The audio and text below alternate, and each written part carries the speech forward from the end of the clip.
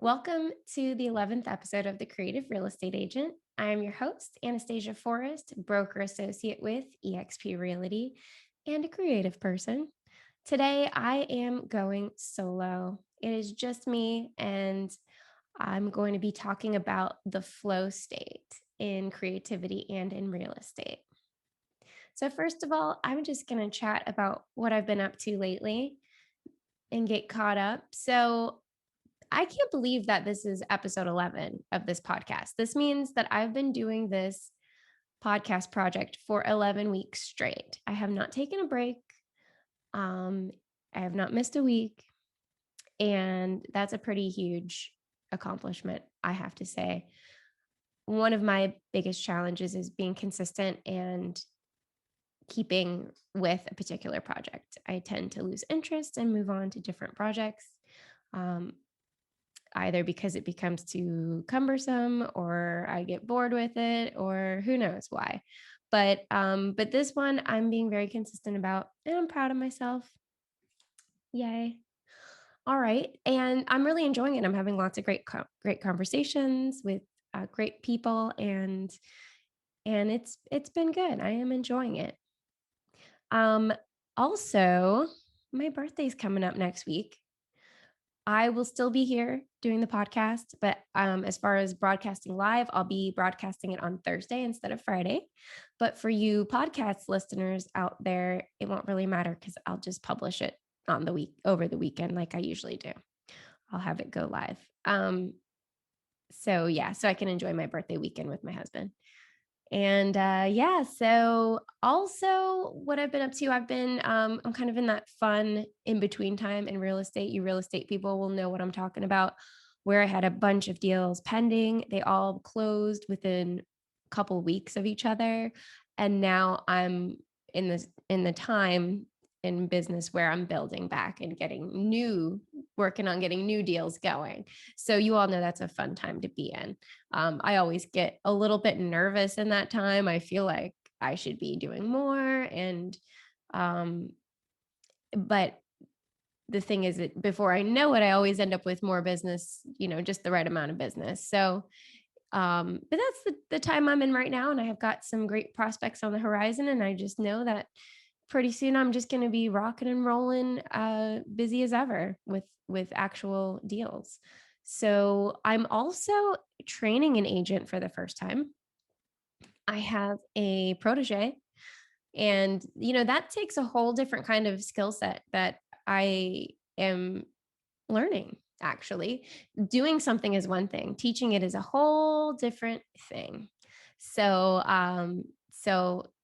this individual working with me is brave to do it. But he's learning a lot, and I'm really excited to see him develop in his career. So also I'm beta reading. I hope I'm saying that right. That's the problem with being more of a reader. Beta reading a book for a past client. Yes, one of my very first clients is an author, and she writes books. That's actually, I think, her main profession aside from being a professor up in, I believe, New York City. So she asked me kind of out of nowhere if I would be one of like 5 people to beta read her book for her. And of course I said yes. I was definitely flattered. You know, I guess she must think I'm up for the job, I don't, maybe from my posts or something, because we don't know each other very well. But I was definitely flattered and am enjoying her story. It's very suspenseful. Very suspenseful. So that's basically my update on what is up with me. So with that said, I'm going to go ahead and get into the meat of the show and the topic of the show. And as I mentioned earlier, the topic that I'm going to be talking about today is flow. First of all, let's talk about what flow is.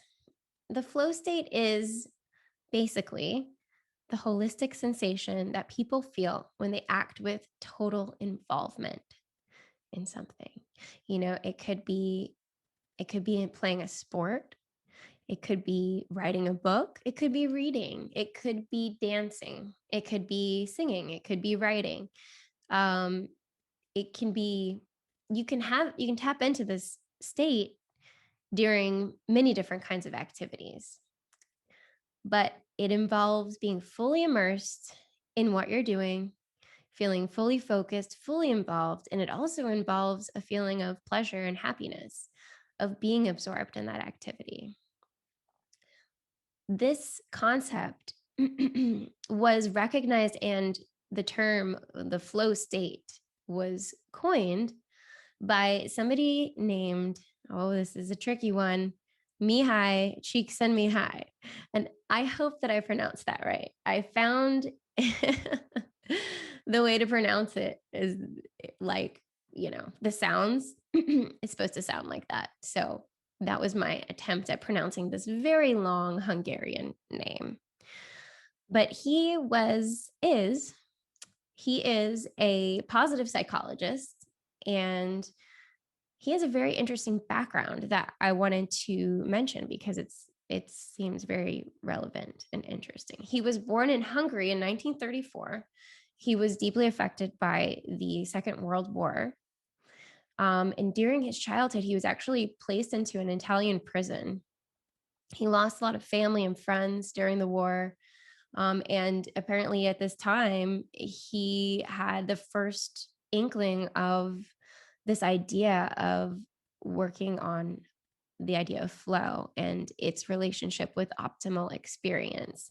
Apparently, he discovered chess during this time and realized that it was a way for him to enter into a different world where all of the things that were bothering him and troubling him didn't seem to matter for those moments, because in those moments or hours, he would just focus. He must have played chess for a long time if he played it for hours. He must have been a pretty serious player, but he would just focus within a reality, and it had clear rules and clear goals, and it took him to a different place. So I thought that was really interesting that that's what initially led Csikszentmihalyi to think about the flow state, and end up actually, studying this at an academic level and creating the topic of the flow state and studying it in people.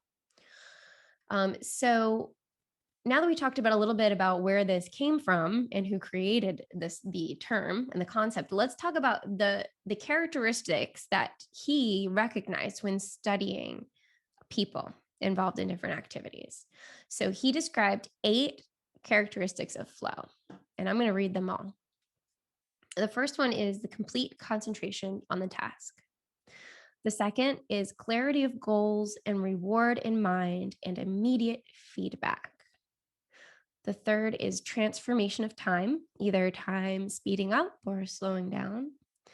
4, the experience being intrinsically rewarding, so rewarding in and of itself. 5, effortlessness and ease. 6, there's a perfect balance between challenge and skills. 7, the actions and awareness are merged, losing self-conscious rumination. And 8, there is a feeling of control over the task. I don't know about you, but that sounds pretty good. To be experiencing effortlessness and ease, to enjoy what you're doing just for the sake, just in and of itself, without thinking about the future or the past, or worrying about things that, and just being in it, being in the zone. You're just focusing on the task at hand. So as you might imagine, there is a relationship between being in that state of flow and happiness. And that is actually one of the main things that Csikszentmihalyi brought out of this study, is that, and this is a quote I found from him that I thought was really, Nice. The best moments in our lives are not the passive, receptive, relaxing times. The best moments usually occur if a person's body or mind is stretched to its limits in a voluntary effort to accomplish something difficult and worthwhile. And I thought that was so interesting because often we think about, the optimum times or the best times to be just pure relaxation and, revelry. But he's actually suggesting that the best moments are actually when we are acting to the utmost of our abilities and pushing, while, challenge and skill should be balanced, but kind of pushing a bit, but voluntarily, like choosing to do it. And it's when you're working to accomplish something, it's difficult and worthwhile. So I thought that was really interesting that there's this connection between happiness and flow.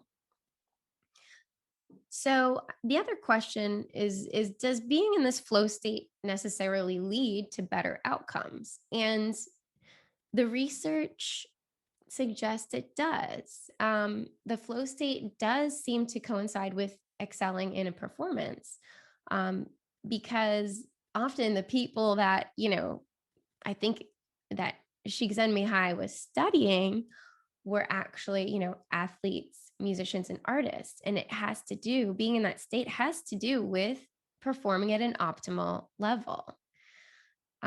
So, and it kind of reminds me, now I am a mom and I have seen a lot of children's movies. So if you haven't seen the Harry Potter movies, you might not know what I'm talking about. But there's something called, it's a potion. It's called Liquid Luck in Harry Potter. It's also known as Felicis. And basically, it turns an ordinary day into an I can't talk, extraordinary one. So when it is consumed by someone in the story, in the movie, they just become extremely lucky. For example, Harry drinks it, and he and his friends have this specific plan of what they're supposed to do on this mission they're trying to accomplish. And instead of going about the plan as he was supposed to, he says, I'm actually not going to do that. I'm actually going to go down to Hagrid's. I just have this really good feeling about it. And his friends are like, what are you doing? That's not what you're supposed to do. But he's just like, I just have a feeling. And I think I'm starting to talk about flow state in a larger sense and not just in the moment in a particular activity, but in overall life. So this is where this conversation is going.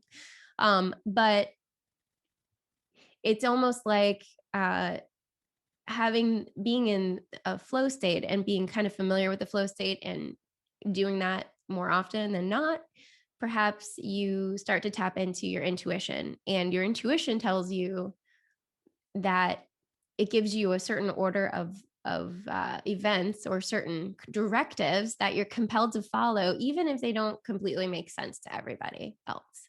And sometimes it ends up changing your whole day. Maybe your whole day doesn't even go the way you thought it was going to go because you were kind of following your intuition. And sometimes that ends up leading to extraordinary outcomes. So I'm going to tell a story from my own life. And I am going outside, like I said, outside the traditional definition of flow that we started with, where we're just talking about a specific activity and task. And I'm going to sort of talk about going in and out of flow during the course of a day and how that can look and things that can happen that might surprise you. So I actually often I find myself going in and out of the flow state for sure. And one of these times that I'm going to talk about, so the night before the day that I'm going to talk about, I had created a marketing post for a recent property I'd had a lot of attention on really fast, that went under contract very fast. And I think one of the most common times I experience flow in real estate is when I'm creating marketing material. I suppose because it is writing, it's creative writing, it's using data or events that have happened. It's nonfiction. I mean, it's things that have actually happened, but there's an art of describing it in an entertaining way and describing it in a way that would catch somebody's attention. And so when doing that, when composing that kind of text, I definitely go into the flow state a lot more often than not, where I lose track of time. And it just kind of, I'm inspired to write it in a certain way. I don't really think about it too hard. And it kind of like putting a puzzle together that's already there. So the night before I had written one of these posts, about how all this, attention and activity I'd gotten on this particular listing, and posted it. And I thought that was pretty good. That was a good one. And then, and then the next day, I was in yoga. I went to a hot yoga class. And then I'm in the hot yoga class and I'm in the yoga zone, focusing in on, breathing, stretching, that task. And all of a sudden, this thought comes into my mind about the post, and I start to get anxious that I maybe said too much, and maybe I overstepped my boundaries. Maybe what I said was going to make another real estate agent angry. Maybe I was going to get in trouble. Maybe somebody would report me. And I started worrying about something I could not control. I couldn't delete the post right in the middle of the class. And I just started getting carried away in those kind of anxious thoughts. And, I tried to focus back into the yoga, and I did the best I could. But by the time I got out of the class and I got to my car, I was like, I got to reread this and rethink about this. And actually, I'm going to call my sponsor. Bless his heart. He lives in California. It was probably, I think it must have been like 6 or 7 in the morning for him. I sent him a text. He's an early riser. And by the way, in real estate, a sponsor is somebody that in real estate at EXP Realty specifically, a sponsor is somebody that has inspired you to join the company. So my sponsor, Greg McDaniel in California, is who I was like, I'm just going to call him and run it by him. I feel like somebody just needs to tell me that I'm being ridiculous and overreacting, because I'm feeling anxious about this. I want to get a second opinion. So I chatted with Greg. He ended up, he listened. I told him what the gist of what my post said. And he said, I don't really think you overstepped any boundaries. If you're really worried about it, then maybe call, I think he told me I could call my board or call the legal hotline or something. But he said, but I think you're fine. And then he proceeded to tell me a story where one time where he did cross the line, which wasn't really surprising, because he seems more like a ask for forgiveness, not permission type of person. And he got in trouble for something different, something to do with not telling somebody they were being recorded when he called them for a show, a Facebook Live show, actually. So anyway, we were laughing. And by the end of that conversation, I felt a lot better. I felt in a totally different state. And actually some of the things we ended up talking about just kind of, I got into the flow state with that conversation. And by the end of that, I had driven to the post office where there's some kind of important IRS thing I had to do. So I got to that post office, walked in, and realized after being told, that, look, you can't actually do this here. You need to actually go to the post office at the other end of town and do that task over at that post office. So funny enough, I didn't feel frustrated at all. I was in the flow state. I'm good. Like, this is the way it's supposed to go. I'm just going to get in my car and drive over to that other place. I was in a great mood. So I drove over to this other post office. And as I'm trying to figure out it's a big building, it's not just a post office. It's kind of in the back of a building that I'd never really been to before. So it was interesting. But anyway, as I was doing that, I got a phone call. From somebody that had been staying in St. Augustine, was leaving later that day, and said he was calling realtors He reached out to a few realtors because he had B-roll footage that he had taken while he was here. Now, if you don't know what B-roll footage is, B-roll, B, like the letter B, B-roll footage is basically shots, scenes, footage, film, videography, photos of different things. It could be of landscapes, it could be of people doing different things. It's random clips, not random clips, but clips that could be used as secondary footage in the main footage of a film. So say I was talking about the beaches of St. Augustine, and then I had a piece of a film that showed the beach in St. Augustine. Then it would go from my face to that picture of the beach or that video of the beach, come back to me. The B-roll is that beach picture or film. And it was just so weird. I got goosebumps because literally, like that, I believe it was the same week I had written in my goals in my planner, I need to find somebody to record some B-roll footage of St. Augustine for me.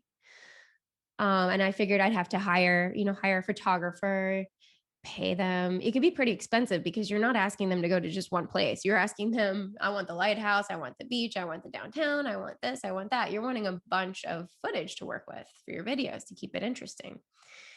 And here I was on the phone with this guy that just happened to call me and ask me if I wanted what I told the universe like a few days ago that I wanted. It was so weird. And I told him so. I said that, it's really weird that you called me because that's exactly I'm looking for something like that.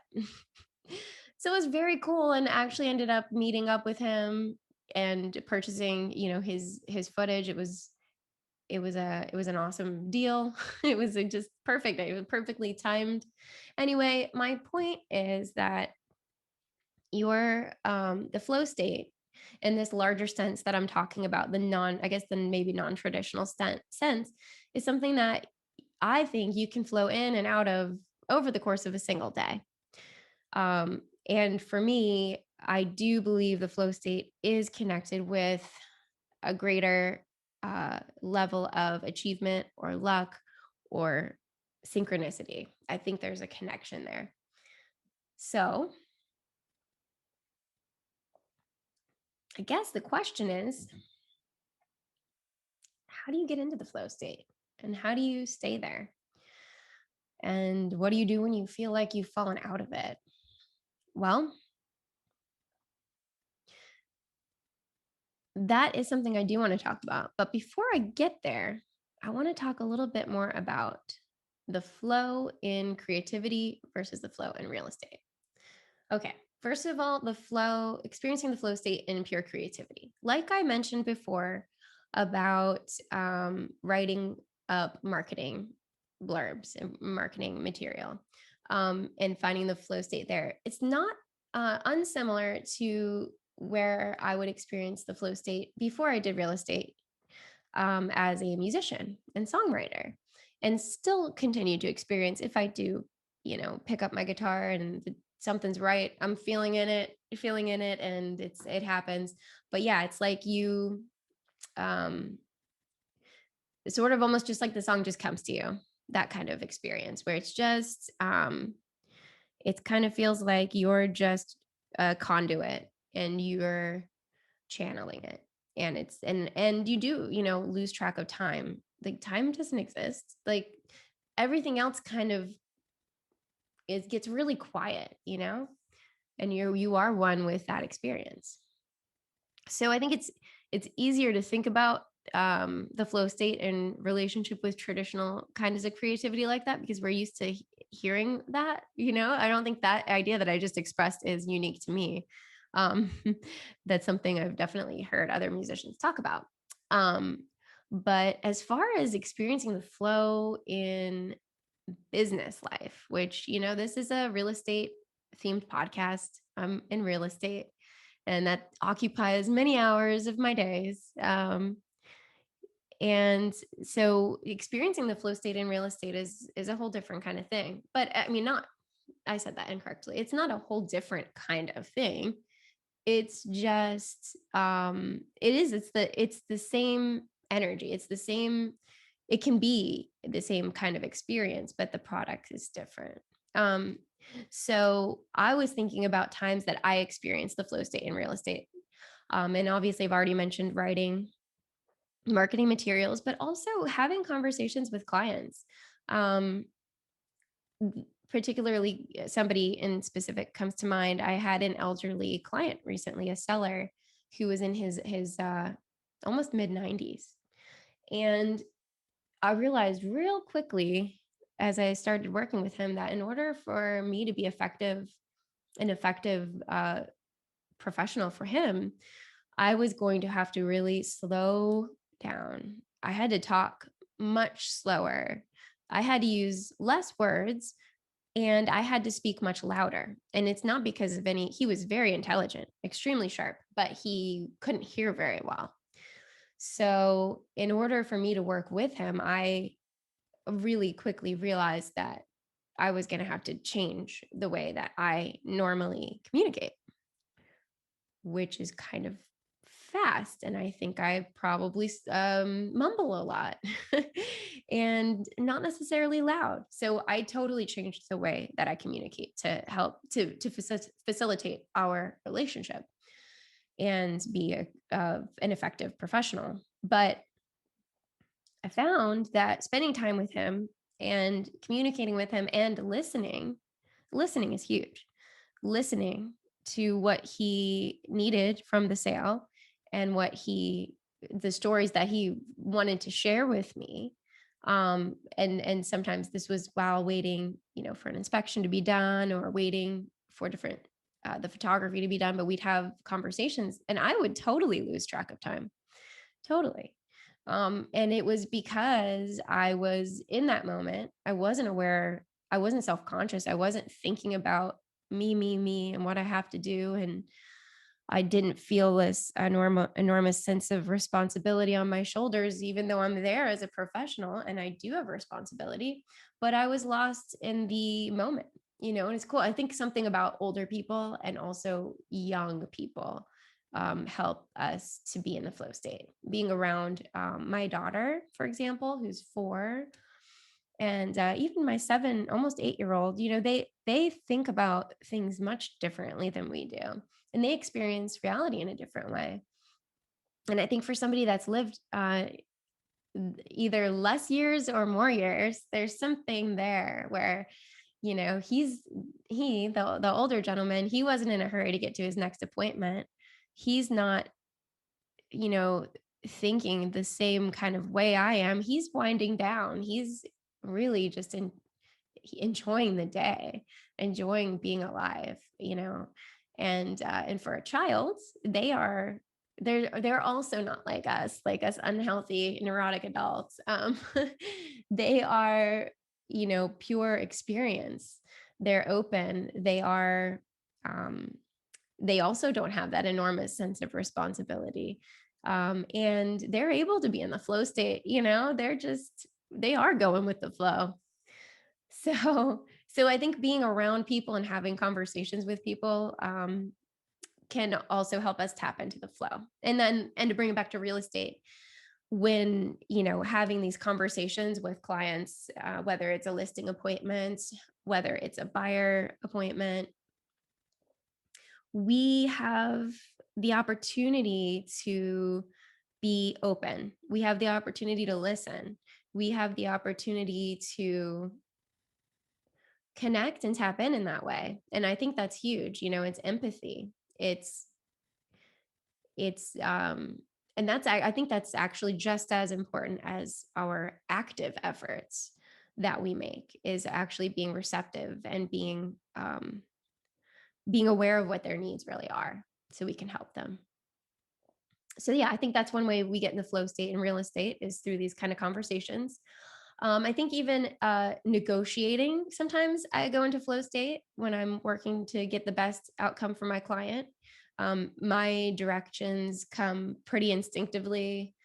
My words come pretty instinctively, and that continues to evolve.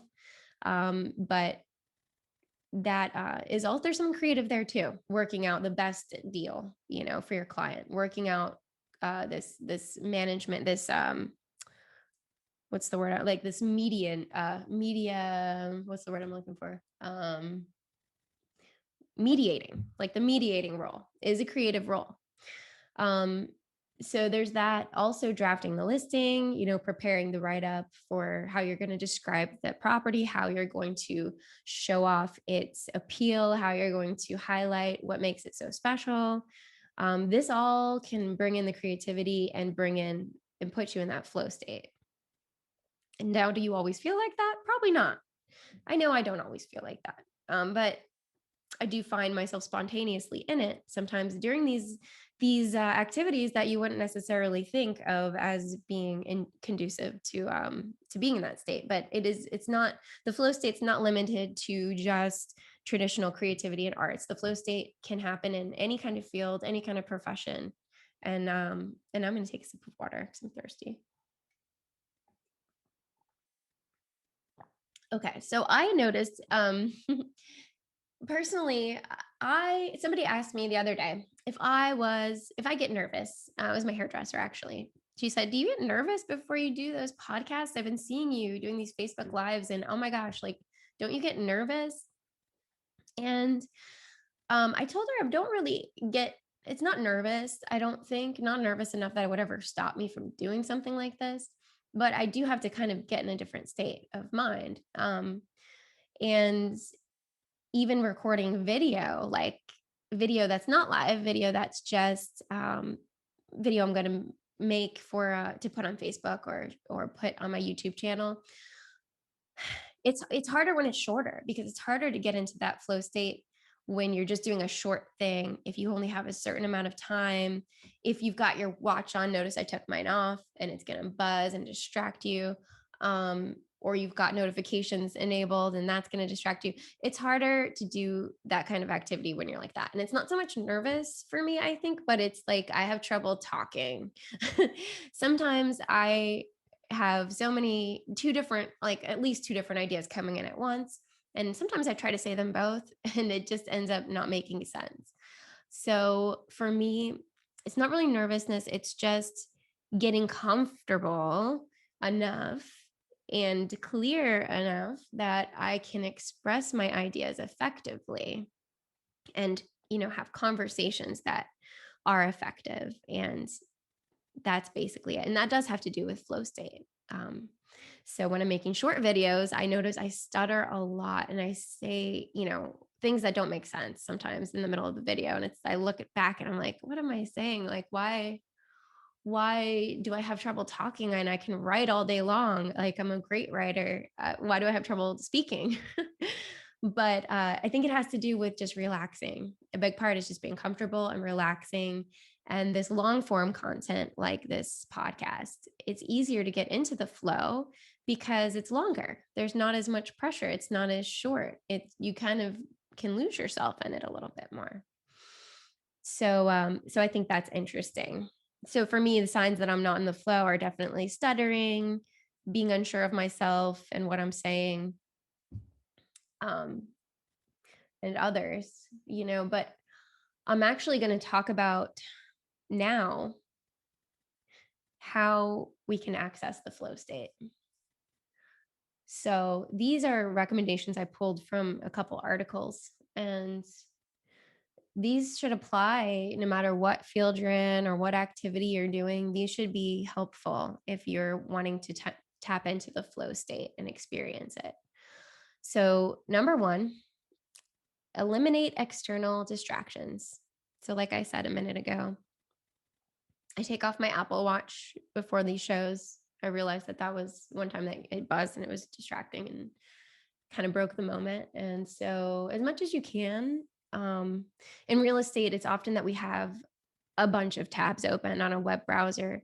But if you're trying to focus on a specific task, I'd suggest closing some of those and just have the ones you need open. But as much as you can, just kind of eliminate distractions. We can't always turn off notifications. If somebody needs us, we need to see it. But if you're doing a task for 30 minutes, I mean, you can probably, unless there's something really intense going on in one of your deals, you can probably, at least put it on silent or vibrate for 30 minutes. So eliminating external distractions, or you do that kind of work at night. Sometimes I do that kind of concentrating work at night when I know nobody's going to need me. Okay, number 2, eliminate internal distractions. This is a process, a daily process, really, that you can work on. And this involves a busy mind and being distracted by your thoughts. So, meditation daily, even just for 10 minutes, is very helpful to helping quiet your mind and helping you have a more less distracting internal state. Journaling and writing and just getting your thoughts out either at night, in the morning, or both. Just clearing that space so you can be less distracted internally. Number 3 is work at your biological peak time. So this suggestion has to do with what time is it most advantageous of you to work? When are you going to get the most bang for your buck, so to speak? And when you're, this particular kind of work that you're trying to do where you need to focus a lot. So for a lot of people, it's the morning. They feel really energized and focused in the morning. I think the hardest time for me is probably the afternoon, like early afternoon, like 3, 4 o'clock. I usually feel pretty tired and drained at that time. So think about that. Also, number 4 is you could listen to certain music. If music helps you, you could put on some classical music. You could put on some yoga music, whatever works for you. For me, if it had words, I'd be really distracted. And I honestly don't use music very much because music's very distracting to me because I love music. So I don't actually work with music all that often, even though I love it so much, probably because I love it so much. Number 5 is focus on a specific task. So instead of overwhelming yourself with 10 different things you need to do, focus on one at a time. Maybe that's writing a blog post. Maybe it's recording a video or editing the video. Just break up your tasks and choose to do them at a certain time and just be really focused. Don't let yourself go from one to the other. I do that. That's tough sometimes to just stay focused on one, but to get in the flow state, it's really important to focus on one task at a time. So, and finally, have a clear outcome or goal. So have an idea exactly of what you want to achieve with that dedicated time. If your goal is, I am going to have a publishable blog post and publish it, that's your goal. Don't let it be ambiguous, don't let it be kind of just uncertain. Let it be something certain, clear, so you can lose yourself in getting there. And I had some other stuff to talk about, but we're getting toward the end of the show time. So I'm not going to get all philosophical and go out there with this. I wanted to talk about the bigger picture of flow and being in connection with all of life, which sounds like a great, interesting topic, but I think it's outside of today's topic. So we're not going to go all the way there.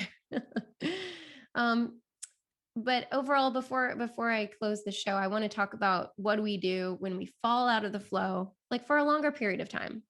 And I'll be very, like, not very personal, but somewhat personal here and say, I've been out of flow this week. Like, I've had a really kind of an awkward feeling week. And common reasons probably for this and I'm finding with myself, it's that I'm tired. I'm continuing to work out every day, and I got my COVID shot 2 weeks ago, and I don't have any personal opinion about saying what you should do or not do about that. I wanted to do it. I'm glad I did it, but I don't know if that's why I'm tired because it was over a week ago. There's also, timings in our life and what's going on with our body that can affect us and make us tired. And for me, it's just like I just been go with working out, strength training, and trying to do yoga as well. And just, I'm just tired. So I know part of the reason I'm out of flow is that I'm tired. And there are other reasons that you could be pulled out, maybe some kind of just distracting life event, and anxiety that's on your mind, weighing heavily on you. This happens to all of us. We all get pulled out, and then can feel a little hard to get back in, and I'm going to recommend, I didn't research this, it's just my prescription for this. and I'm telling myself as well as you guys, you got to rest. You got to let your body rest. You have to let your mind rest. Um, it's important to give yourself that care, that self-care. And you won't have anything left to give if you just keep going all the time and don't let yourself recuperate. And so you got to rest. Meditation is great. I definitely recommend meditating to get back in the flow. Just give yourself a little quiet time each day and let yourself um, feel the natural goodness that's in you. Um, Drink water, drink lots of water, keep yourself hydrated, eat good foods, foods that make you feel good, foods that help your body run effectively. Take deep breaths. Breathing is just huge. It's our life. It's